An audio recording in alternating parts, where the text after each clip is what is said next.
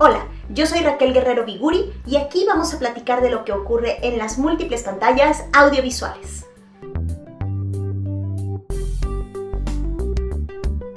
Durante el siglo XX, los mexicanos aprendimos que el género de las telenovelas podía diversificarse y podía llegar a públicos como el que estaban dirigidos de origen, que eran las amas de casa, pero que también los niños, los jóvenes y los adolescentes podíamos tener o ir encontrando historias que fueran más afines con nuestros gustos y con nuestras necesidades. Así, tuvimos producciones como Alcanzar una estrella o Baila conmigo, donde no nos daban nada más una historia romántica o una historia de amistad en donde podíamos identificarnos, sino también nos daban un elemento importante que era la música, que podíamos consumir ya sea de manera independiente en los entonces cassettes o CDs o bien en forma de conciertos.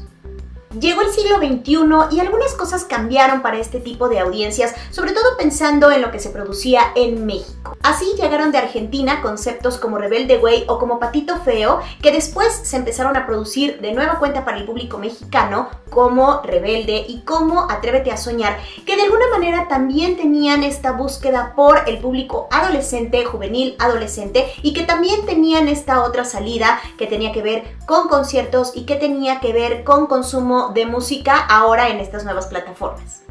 Sin embargo, pasaron los años y las productoras nacionales dejaron de ponerle otra vez atención a este público, que la verdad es un público muy importante, y no así lo empezaron a hacer las grandes cadenas que ya estaban empezando a tener una penetración considerable en nuestro país y con estas audiencias, y que tenían que ver con un perfil de nicho y sobre todo mucho más específico, como era el caso de Nickelodeon. En el año 2008, Nickelodeon sacó una que le llamaron la primer telenovela que ellos producían para el público latinoamericano, en este caso para el público argentino, y que se llamó Isa TKM. Y después empezaron a suceder una serie de títulos que eran coproducciones entre esta marca Nickelodeon, entre esta empresa Nickelodeon, que es estadounidense pero que tiene penetración y, como en este caso se vio, empezó a tener su propia programación para regiones específicas como Latinoamérica, y empezaron a hacer coproducciones con otras empresas o con otras productoras, como en el caso de Sony,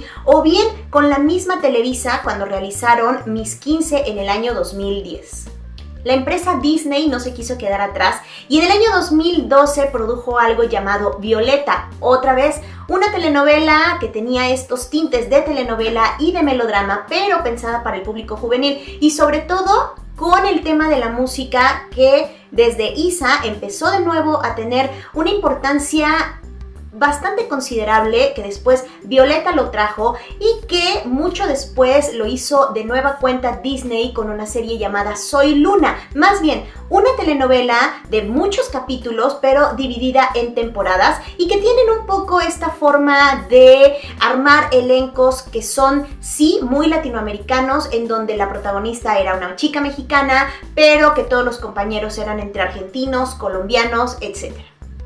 Las producciones se siguen manejando en un tema geográfico, así que seguimos hablando de producciones que son argentinas o producciones que son mexicanas o producciones que son colombianas. Sin embargo, el público para el que están pensados es completamente latinoamericano, completamente regional, aunque se vislumbre como una cuestión global. Y pensando en eso es que en este 2019 está por estrenarse la serie Go, que es la apuesta de la streaming Netflix para este público específicamente, y que combina todos estos elementos de juventud, de música y de otros alcances audiovisuales como los blogs, como los videos, como las redes sociales, etc.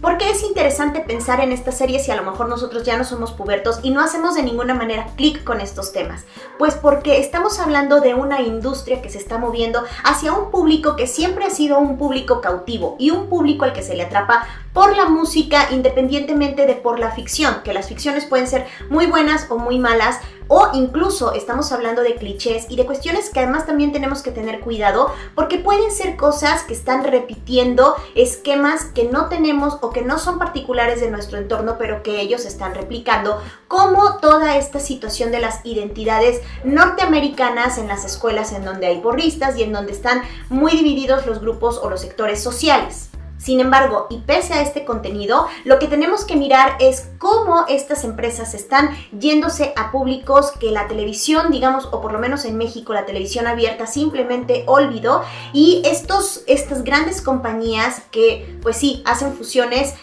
entre otras productoras, pero que principalmente son norteamericanas, nos están dando la oportunidad a estos públicos para que consuman no nada más melodrama, para que consuman música y todas estas otras cuestiones o productos que salen alternos. Pero, ojo, también están haciendo algo por nuestros adolescentes que creo que es en donde hay que tener más cuidado, y que es la educación sentimental.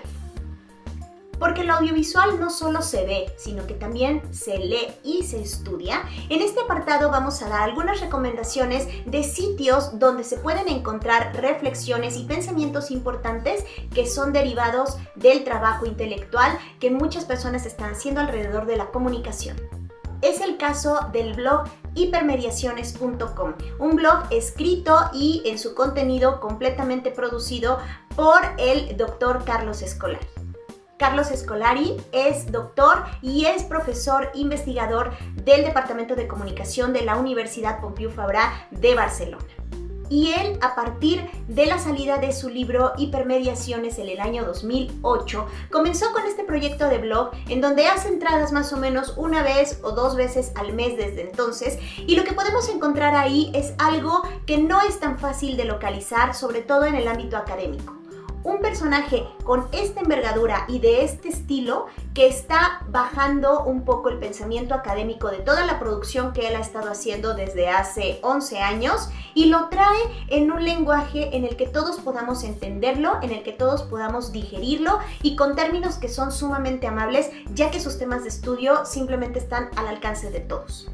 Él habla lo mismo de la nueva etapa de la televisión, él habla de series, él habla de transmedia, él habla de interfaces y a lo mejor suenan a términos muy elaborados. Sin embargo, cuando él nos los explica en cada uno de los posts que sube a este blog de hipermediaciones.com y además alrededor de todas sus redes sociales, porque él está muy activo en Facebook, en Instagram y sobre todo en Twitter, lo que encontramos es de una manera muy libre y muy divertida este acercamiento a los temas que él maneja con mucha más profundidad y que incluso en YouTube podemos encontrarlo no nada más en congresos, no nada más en entrevistas, sino hasta en las mismísimas TED Talks. Yo soy Raquel y pueden encontrarme en mi sitio www.ratonadetv.com y en mis redes sociales Facebook, Twitter, Instagram y YouTube.